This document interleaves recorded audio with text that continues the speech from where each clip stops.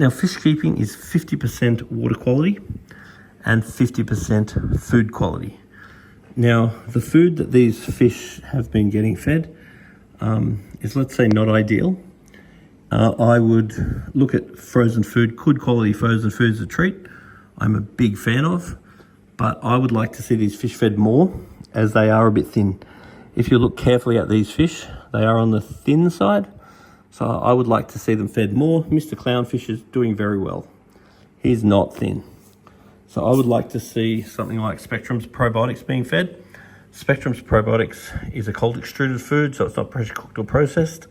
And it has the probiotic bacteria in the food, which means when the fish poo, the bacteria in the poo eats the poo. And you'll find that your tank stays really clean and you can feed more of it and really fatten the fish up. So when you're feeding, I want them fed what they eat in 30 seconds, about 5 times a week. So that's not every day. But over a period of time, I want to see these bellies improve. I want to see them improve very slowly. I don't want to go from underfeeding to overfeeding, because overfeeding is much worse than underfeeding. So if you just watch the belly of the fish and then slowly improve or increase the amount of food you're feeding to start seeing a little bit more of a belly on the fish. And then if you're ever concerned, then just make a little video of the fish and either shoot me an email or pop down and see us and bring us a water sample. And then over time, we want to see this slowly improve. And that's why I'm a big fan of regular videos. So if you make a video of your fish, post it on YouTube or Facebook or whatever, and that's all time stamped. And they're wonderful because you can look back and you can see the improvement in your fish. So you can see if they're slowly getting fatter, slowly getting thinner, or any other observations you might make on the tank. Now this thing is called an aptasia. Now an aptasia is like a weed in your garden. And if the aptasia go too crazy, they can start out competing a lot of the corals and morphs and so forth in the tank. So there are various biological solutions. There's various nudibranch, but things like peppermint shrimp often like to eat them.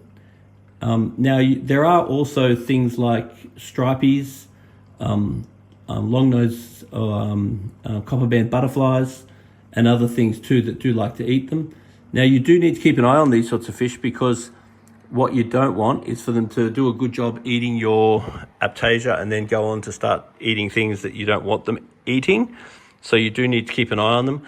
And between one individual and another, as with anything fish-wise, you'll get a completely different result. Like I've got stripies in my reef tank and they do a wonderful job down at the shop eating all the aptasia, and they don't touch any of my corals.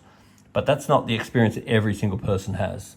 Now, there are other products available, such as Aptasia X by Red Sea and various other products that you can use to try to kill them. But it's definitely something to be aware of, because they can overrun your aquarium.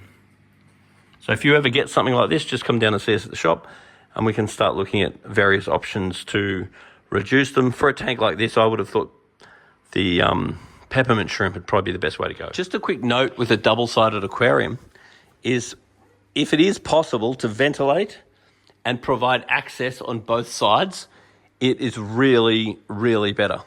Because an aquarium like this, especially where this side is such a predominant feature, it is much harder than it looks to decorate both sides, especially when you've got a limited amount of access and then you've got to do things on this side of the tank. It makes life so much harder.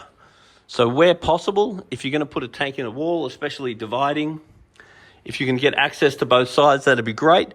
And then where possible, if you can go as wide as you can, so you get better photosynthetic surface area. For example, on this aquarium, if this was against a wall, your photosynthetic surface area would be like that. So your corals get quite good access to the light. Whereas obviously in this situation, the photosynthetic surface area is very limited by the angle of the reef, just because the aquarium is quite high and not as wide. So that's just something else to bear in mind. Now, a few things that I'm going to suggest we grab here.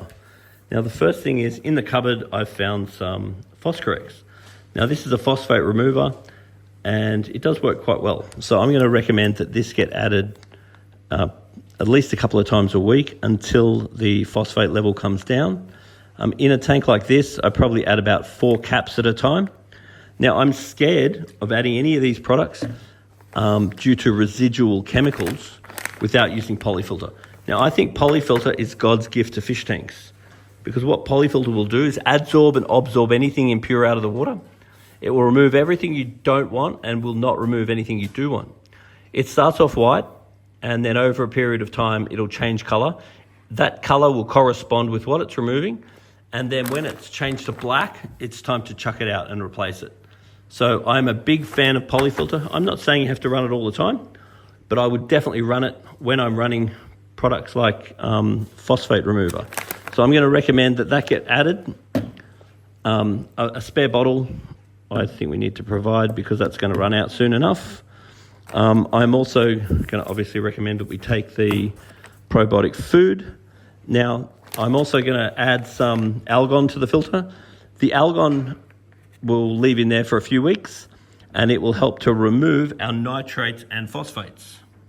Now, to support the nitrate and phosphate removal, which at the moment, this tank, the nitrate and phosphate is too high. So water changes are going to help, filter cleans are going to help, and we really want to make sure that that pre-filter is cleaned on a regular basis, because we don't want it really dirty like it is. Therefore, we've collected all the waste, and then we're circling the volume of water past the waste several times an hour, which is not ideal. Then we can also add a nitrate remover. The nitrate remover, it's very important that we're cleaning our skimmer regularly if we're going to run nitrate remover. Nitrate remover is very effective, but if we're not cleaning our skimmer on a regular basis, then once again, we can build residuals.